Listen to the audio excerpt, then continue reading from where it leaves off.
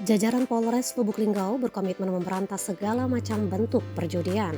Kepada awak media, Kapolres Lubuk Linggau AKBP Harisandi mengatakan, dalam sepekan terakhir tim Macan Polres Lubuk Linggau berhasil mengungkap sejumlah kejahatan yang meresahkan masyarakat. Salah satunya kasus perjudian dengan tersangka Asep Bayu Irza Frans, warga Jalan Bukit Kaba, RT 06 Kelurahan Dempu, Kecamatan Lubuk Linggau Timur 2, Kota Lubuk Linggau. Tersangka tertangkap tangan sedang merekap dan menghitung uang yang diduga terkait perjudian melalui situs judi online. Tersangka ditangkap saat berada di warung samping Bank Unit BRI di Jalan Garuda, Kota Lubuk Linggau pada Kamis 18 Agustus sekitar pukul 16.30. Bersama tersangka diamankan 4 lembar kertas putih diduga berisikan rekap nomor togel dan uang tunai senilai Rp438.000.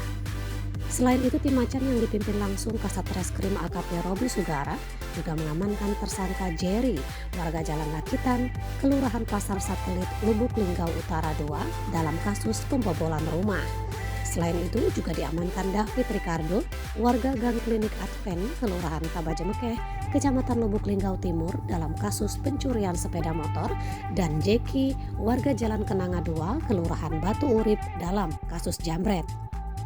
Kapolres menegaskan sudah mengeluarkan surat telegram rahasia ke semua Kapolsek sebagai tindak lanjut dari instruksi Kapolri guna memberantas praktik perjudian baik darat maupun online.